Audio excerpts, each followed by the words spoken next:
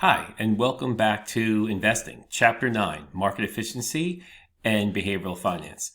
So let's start off with some market efficiency concepts. The first one is the random walk hypothesis. This is a theory that stock prices move in a very unpredictable fashion. So unpredictable that, there's no discernible pattern. It's completely random. Hence the random walk hypothesis. So this random pattern is just how stocks move within the market. And it's highly efficient. It responds quickly to new information. So there's nothing you can do to try to discover the intrinsic value of a stock price, because the stock price as traded today is the correct value for the company. That's what the random walk hypothesis says. So the impact of that is don't bother doing any research. Don't bother investigating the companies. Buy any stocks you want, and you'll have a return similar to the overall market. If you buy 30 stocks or so. So the random walk is just basically saying there's no predictability in where if stock prices are going to go up or go down. There's nothing you can do to give yourself an edge. Everything is completely random, the direction of stock price and stock markets. Now, this is a pretty rough hypothesis, never adequately proven, but it was refined into some other efficient market hypotheses that we'll talk about. So the random walk hypothesis is sort of the beginning. Then this was kind of refined to look at it a little bit more closely, as a lot of people looked at this random walk and said, no, there's definitely something happening here that I think we can put a pattern on, or we can use some tools we can use to have some advantage over just saying everything is random. Now, there are definitely market anomalies that occur, and there are possible explanations that we'll cover in this chapter. So here's an example of a pattern. Okay, so Walmart's quarterly revenue. So here's the quarterly revenue in billions in the year. So you see that in the third quarter or so every year, third or fourth quarter, you see a jump up in revenues, and that it would be the holiday season. So there is some predictability in how revenues occur at Walmart. So how does that translate into stock price? So if we look at stock price here, we see that the two don't match very well. So there is definitely a market force, driving Walmart stock in a direction other than simply a steady increase in revenues. Okay, so we can definitely see some patterns here. Now, so let's talk more about what we nicknamed the EMH, efficient market hypothesis. And this is stock prices and prices of other financial markets are going to rapidly incorporate any new information. So investors don't need to try to digest the new information and trade on it. As soon as that new information comes out, it's already going to be affected into the stock price almost instantaneously. So you shouldn't expect to earn above normal returns consistently with your stock picking and trading, because the market's efficient. You're not going to really be able to find any undervalued stocks. Now, we could rename this abnormal return alpha. So alpha would be an actual return minus your expected return. So if your actual return is greater than your expected return, that would be an abnormal return. Actually, any return other than expected return could be considered abnormal.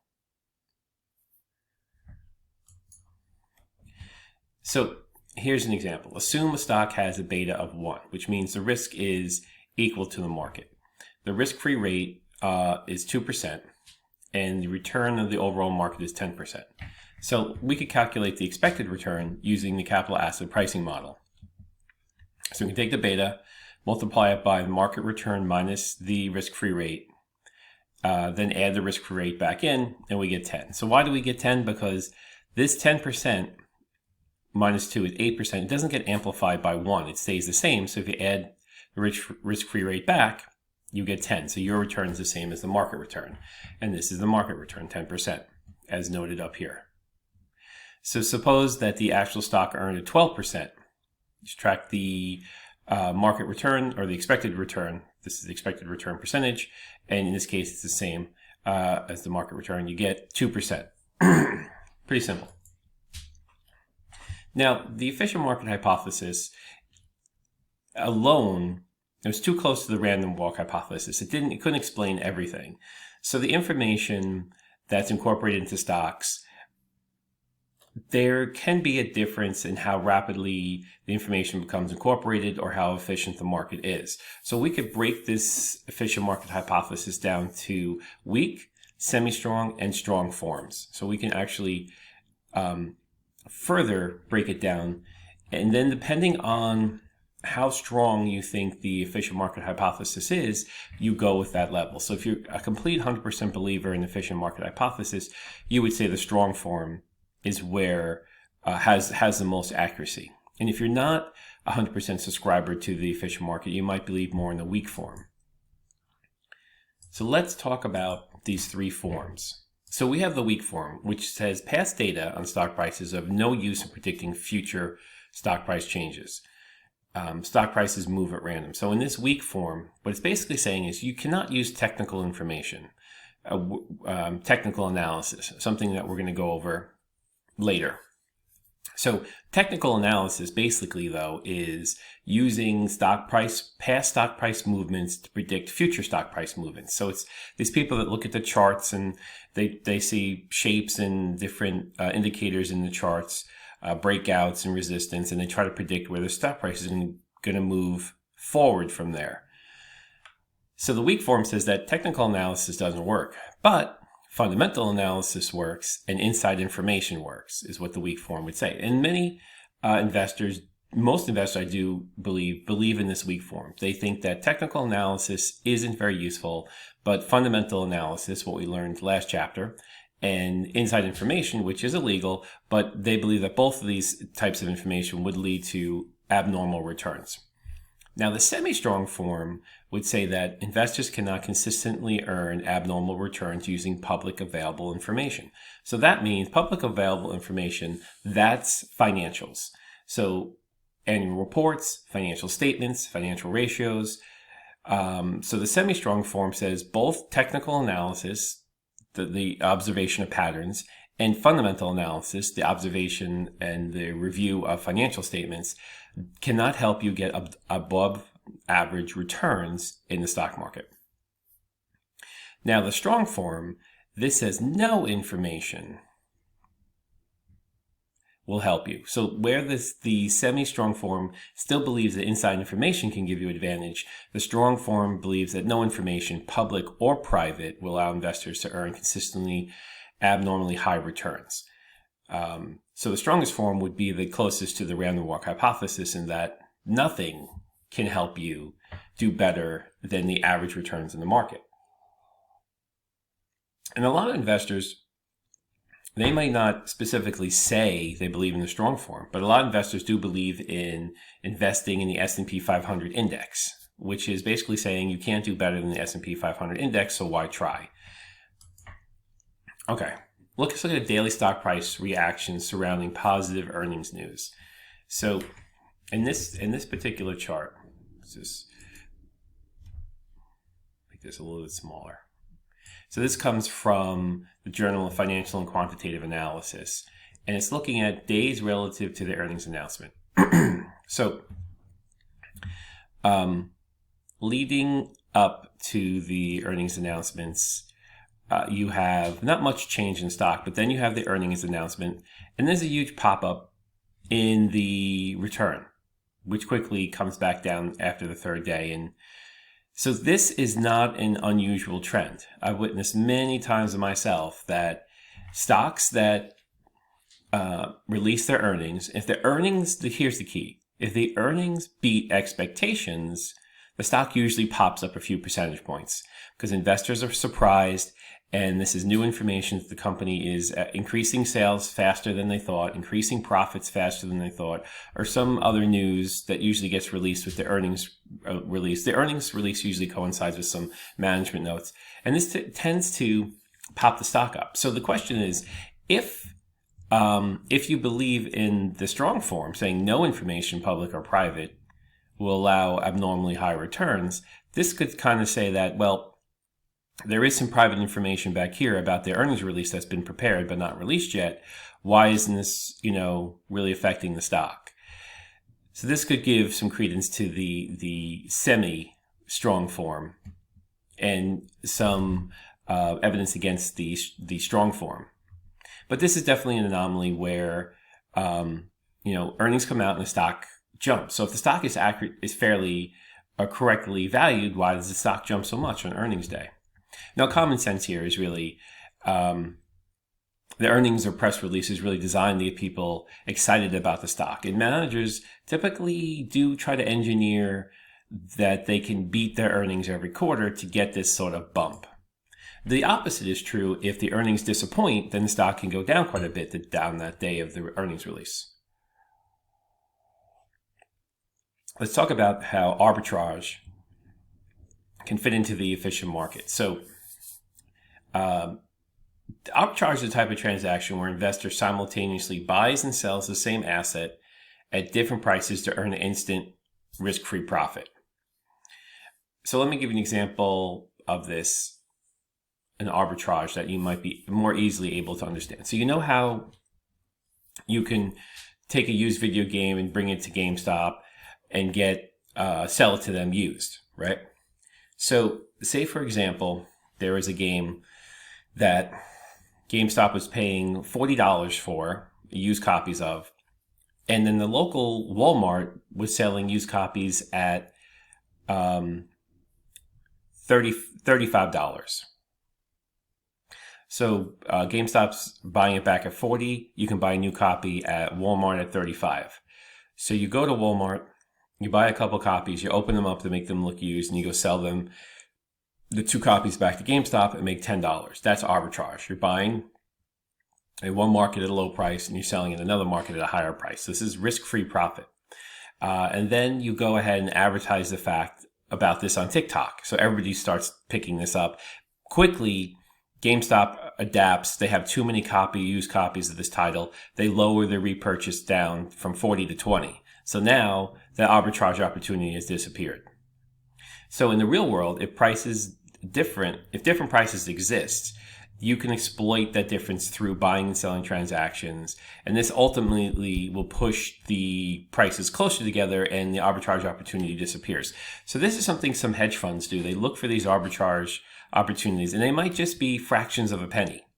And then you try to hurry up and trade and make as much advantage on that possible before the arbitrage opportunity closes up. So it's not impossible in the marketplace that some arbitrage between markets can occur where investors can take advantage of it. If that's the case, then the markets are inefficient, right? That's what it's basically saying. Though there should be no arbitrage should exist, otherwise markets are inefficient. And the simple fact is arbitrage opportunities do exist in the market. Although I would say today there are a lot fewer of them, and they're much more smaller in differences than they were. And this is partly because of the computerization of markets and the dissemination of information so quickly across financial network platforms like the internet, like Bloomberg terminals. So you could say the markets have become much more efficient in the last 30 years through this computerization, but there's still sometimes arbitrage opportunities do exist. And that would be reason to kind of discount the efficient market hypothesis. Let's talk about some market anomalies. These are things that occur, patterns that occur in the market that are definitely inconsistent with markets being efficient. And these are different things that investors have observed over the years and have noted that this is interesting. This seems to keep reoccurring. One is the calendar effects, the time of the year. So stock returns could be closely tied to the time of the year or the time of the week. So there is this January effect. So it's a tendency for small cap stocks to outperform large cap stocks by a significant amount in the month of January. And this occurs more frequently. The percentages change every year, but it's a pretty high occurrence that this occurs. There's also a calendar effect where many people will try and sell their stocks at the end of the year to capitalize their losses. And then those stocks typically bounce back in January, 30 days after they sell them, after there's a wash rule, which is a rule where if you sell your stock to create a loss, a capital loss, you can't buy it back for 30 days without washing the tax benefit of that loss. So there is this effect where companies that lost a significant amount of money during the year will be sold in January for people to record that loss, and then repurchased towards the end of January. Will be sold in December, repurchased 30 days later in January to recap their position. So what does occur, this effect has become less of an effect, as some investors who don't hold positions note that some stocks do decline significantly in December, pick them up knowing that a lot of companies will get back into these stocks later on in January. So let's go back to the small firm effect. So small firms tend to earn above average returns as much as 5 to 6% above the market returns. And small firms, generally offer higher returns than larger firms, even after adjusting out risk. So why are small firms outperforming large firms if the market's efficient? In the real world, we would say that we recognize this trend, and we say this is a market anomaly that small stocks typically outperform the larger stocks. But it's often explained by the fact that small stocks can grow a lot more rapidly. So there's a lot more stock price appreciation for small companies that take off. So you could have a rather large company, think the S&P 500 companies. It's difficult for most of those companies to double sales, double stock price within a year. But for some small firms, they can double, triple, quadruple stock price and revenues, because the revenues may be small. Maybe their revenues are only 100 million and they can easily push it up to 400 million. Where if a company that has revenues of 100 billion, it's not so easy to turn that to 400 billion or even 200 billion. So this could be some of the reasons why small firms return higher amounts of money than large firms.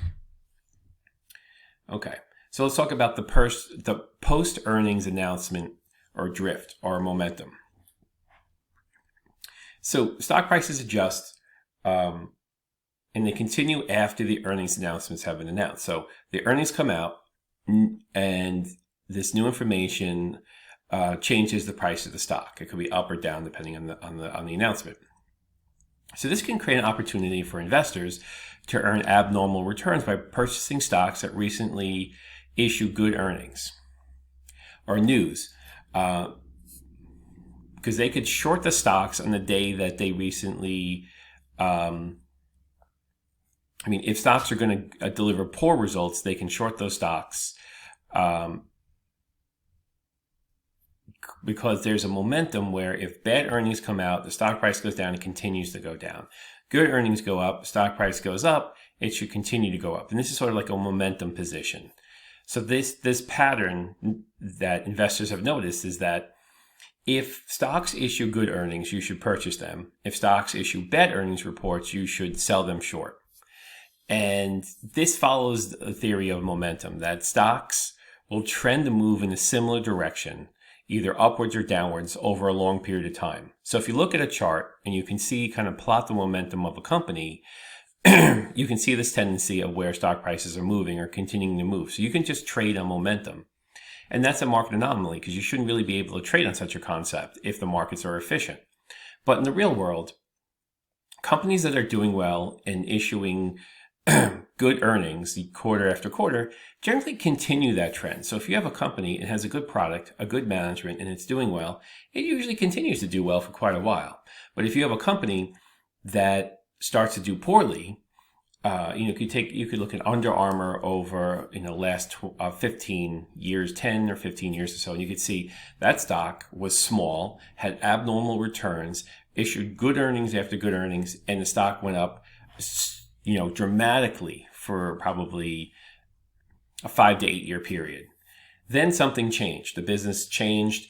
they started having a couple bad earnings releases, and the momentum changed. And if investors were just looking at earnings releases, as soon as they issued the first bad earnings release, a lot of investors jumped out of the stock. And as they continued this downward trend of reduced revenues, reduced profits, there was a downward momentum for the stock. So the momentum of the stock clearly followed the earnings releases. So here is a chart that we're going to look at. The blue would be firms with positive earnings news. The red would be firms with negative earnings news. So we want to look at the cumulative abnormal returns outside of the market. So we see that in the weeks prior to the earnings release, there is an upward trend for stocks and a slow downward momentum for stocks that have negative earnings. This is before the earnings. The earnings come out at 0. So you can see that already these stocks are building up some sort of momentum here, which that would say that gives a little credence to efficient markets if this news is being built in and the stock is moving in the direction of where ultimately where the earning release is going to be. However, it derails when the earning release actually comes out. So this is where the stock shoots up on good earnings, shoots down on bad earnings. Now, if the market is efficient, we wouldn't see such a dramatic change in one day. However, to the better point of the anomaly, once a stock has good earnings, it typically continues upward in stock price. And a stock that has bad earnings continually moves downward momentum in stock price. So what can you extrapolate from this? There are some people who, trade on momentum, and they look for stocks that continually issue good earnings releases, and that's the stocks that they're going to buy. And they're going to sell or sell short stocks that issue bad earnings releases. And it kind of makes sense because this is a reflection of the prospects of the company. And companies who have disappointing earnings should go down in price. Now, there's also the PE, or market to book ratios. Now, this value effect of the PE ratio, we talked about the PE ratio in the previous chapter. And this is just stock price divided by earnings. So on average, low PE stocks or the market to book ratio. So stocks with a low PE or low market to book ratio. And the market to book ratio is the stock price compared to the book value per share. These outperform stocks with high PE multiples or high market to book ratio stocks. So this is an anomaly. So you would think that stocks with high PEs, generally stocks with high PEs are stocks that investors like, and investors like more than the average stock and have pushed up the price. So I guess you could say that one might expect that good stocks with high PEs will continue to move higher, and weak performing stocks with low PEs would continue performing badly. But there's this opposite effect where stocks with these low PEs outperform stocks with higher PEs, and this is a market anomaly. And the one way that investors may describe why this works out this way is that stocks with low PEs are probably undervalued or overly punished. So their valuation is very low compared to stocks with high PEs. So in a day-to-day basis, if there is a market correction, typically stocks with the high PEs take the brunt of the market correction. So if there's a market crash or market correction, most of that correction comes out of stocks with high PEs, and the stocks with lower PEs don't have as much of a change. So if you look at this effect over time, it appears that the low PE stocks do better than the high PE stocks because they don't really have much of a downturn during the corrections. And that could be somewhat of a small explanation for this market anomaly. So let's continue talking about why these anomalies occur. So stocks that have high earnings or earn abnormally high returns based on their performance as a stock can actually be riskier than other stocks. So the higher returns you get is compensation for the risk. So if you look at it that way, low PE stocks, typically they're so undervalued they don't have much of a risk. But stocks that have, we look at these stocks with PEs of 100, or stocks that are very hot and have very high PEs and they're producing abnormal returns for a number of years in a row, these stocks are probably holding bigger risks. And that could, affect returns over time. Some of these market anomalies just could purely be chance. And just the percentages fall in the favor of one instance over another, but it's not likely to predict that that's going to reoccur. And thirdly, we can talk about behavioral finance. So because humans are the ones making the trades, and humans have a complex set of emotions, feelings, and initiatives, greed, fright, fear, different things like that, they make the same systematic mistakes when they invest. So that creates these inefficiencies in the market. So this behavioral finance, what it's basically saying is that when humans trade, they are not always logical and emotionless. They have emotions. So sometimes they get greedy and they take large positions, and they get scared, or they don't have their faith enough in the stock to stick to it when things might turn bad momentarily. So typically, you should always buy low and sell high. But a lot of investors wind up buying high and selling low. So this is going to confuse the efficiency of the market. When you have a number of irrational players making bad decisions, is going to reverse the efficiency of the market. So let's talk more about behavioral finance and how this is going, this complicates the efficient markets. So there is a lot of evidence to support the concept of an efficient market. So it's really, even though none of these hypotheses have been proven 100%, there are a lot of studies that do give support to the efficient market. However, there's probably equal amount of studies that cast doubt on the efficient market hypothesis. A number of studies that say this isn't really true. So the research on these various anomalies that we're talking about look to psychology as an explanation of why these anomalies occur, and they look to human behavior. So how do humans, when they trade, look at security prices, and how does it affect their impulses? So behavioral finance does have an effect on security analysis. Most research does admit that. Now, in the future, this might lead to more trading being done by AI or computerized algorithms that will systematically trade and take out any of the human emotion involved. And that could really change the game and bring us, again, closer to a market efficiency. Let's talk about some behaviors, though, that individual investors have that could create an issue for investors. So we'll talk about the investor's behavior and how that affects the security prices. So there is overconfidence and self-attribution bias. So overconfidence, I've seen this quite a bit during long bull markets where investors, I saw this definitely in the 1990s. I saw this again in the 20-teens, where investors just see the markets going up, they put some money in the stock markets, and they make money. So that's not hard to do. All stocks are making money, especially after, we had a big correction in 2019, and then 2020, 2021, and beyond, stocks were doing better. So anybody that threw money in during, say, March of 2019, you probably made money on any stock you bought. And this gives you an overconfidence, saying that you must really be smarter than the average investor. You're doing so well, but really it's the market that's doing well, not you. But anyway, it encourages you. You might buy a position in the company and it doubles or triples. It might encourage you to buy more of that stock or to buy other stocks. So this overconfidence can really kind of warp your judgment, and you start making decisions to buy things or invest a lot of money in certain investments where you don't really understand the risk, so you're underestimating the risk.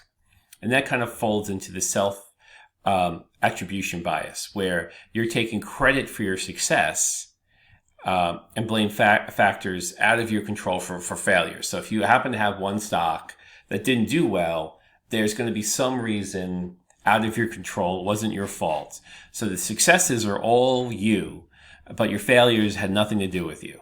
And this kind of builds this overconfidence. Now, and then this bias will cause you to trade too often. And that leads to higher taxes, higher transaction costs. And it's been well documented through research that higher trading often, more often you trade, the more money you lose. Okay. Now, another investor behavior, and this is one I definitely suffer from, is loss aversion. So here, loss aversion is really denoting that you don't like to lose, especially money. So you exhibit this risk-averse behavior when, confronting gains and risk-seeking behavior in relationship to losses. So what happens is you may buy a stock. This is pretty common. You buy a stock and the stock price goes down because something fundamentally changed. The stock price goes down. So rather admitting that you made a mistake and sell the stock at a loss, maybe it only went down 10%, you hold on to that stock hoping that it will go above your purchase price and prove you right. Even though the stock continues to fall,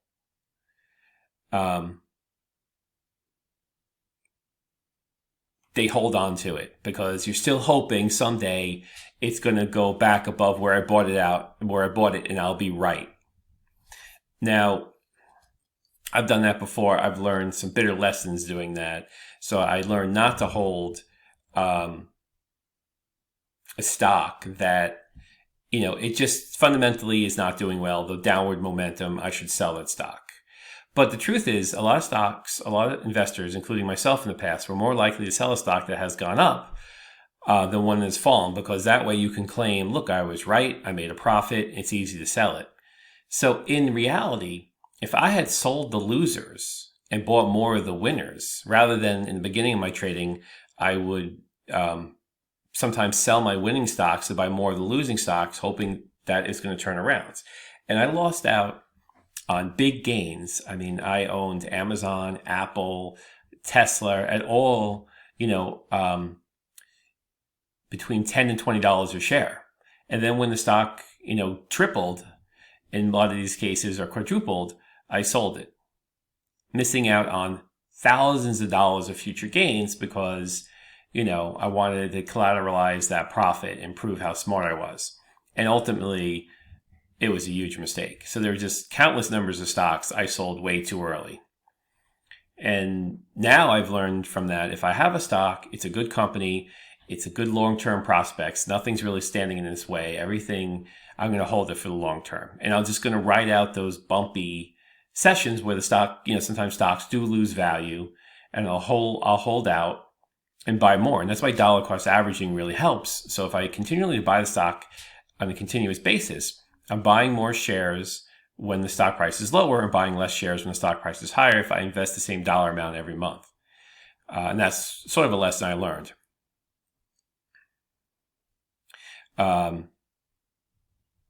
So this loss aversion, because it's just really a psychological thing that you don't want to really admit defeat, is basically what this is saying. You rather claim success than admit defeat and sell a stock that's lost you money.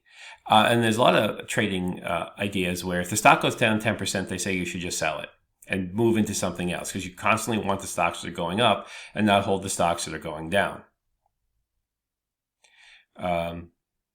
So there is a tendency for investors to sell stocks that have gone up,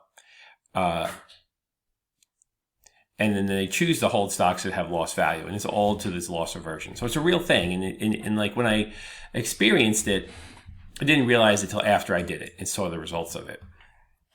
Now, representativeness is another cognitive bias that occurs when people have difficulty thinking about the randomness of outcomes. So this representativeness, one of the things could be an overreaction, where investors overreact to a string of good performance and overestimate the likelihood that will continue.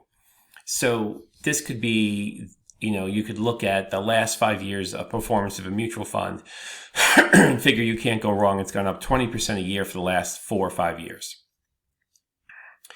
And that may encourage you to invest much more money in that mutual fund than you should have, when the reality is that past performance may not really matter in the future performance.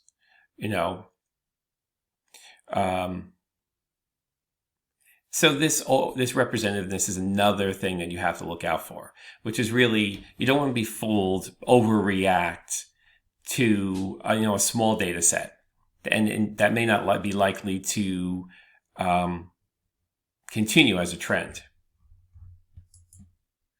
Okay, so let's look at, following this representativeness, let's look at underreaction.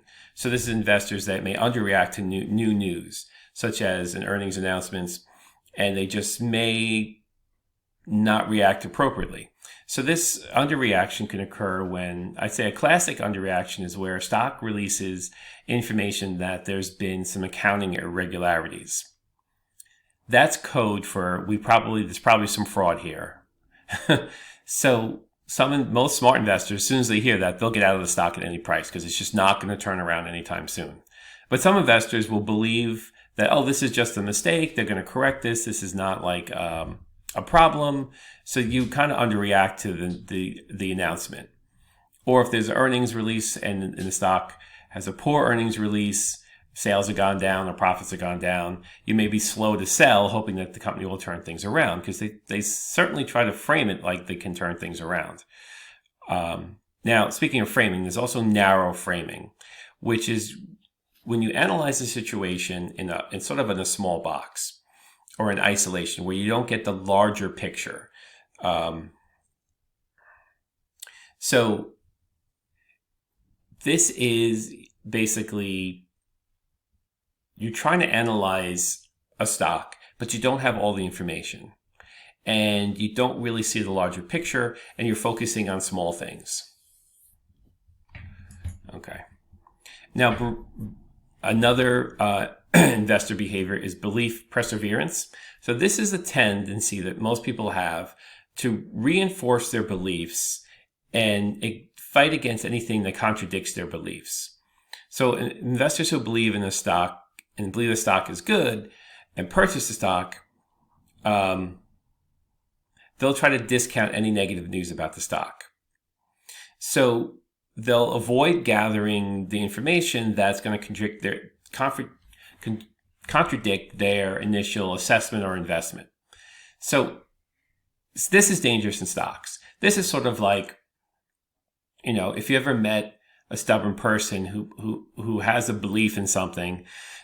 So maybe you're somebody who believes that the earth is flat, and you constantly reinforce this theory by watching YouTube videos that explain the earth is flat, or talking with similar people in the Facebook group who have similar belief, and you're just reinforcing your belief, but you're not really gathering any new scientific or old scientific data that proves the earth is round. Now, investing, this is dangerous because if, say, for example, you believe the stock market is going to crash, and you start reading only the press and the pundits who talk about the stock market crashing, this is going to reinforce your position and may cause you to sell out of stocks and miss a giant market increase. Now, this is the same thing where it can be in either direction, stock market crash or stock market bubble, where you just keep reinforcing what your belief is, but that could be far from reality. But you get so convinced or brainwashed by reading similar articles with people with similar dispositions that you really don't get the full accurate truth, and you may trade inaccurately based on being surrounded by all this, what you perceive as evidence that the stock market can do one thing or the other.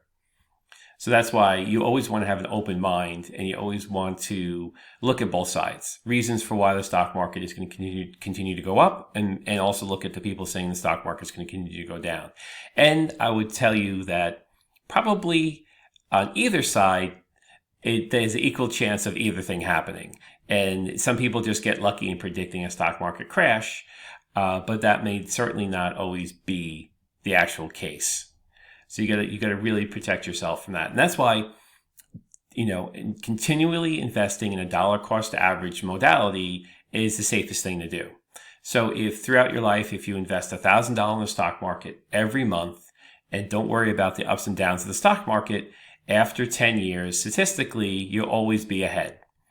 And maybe even closer to 100% statistically after 20 years, you always come out way ahead by doing this continuously dollar cost averaging. And then you'll be buying stocks when they're low.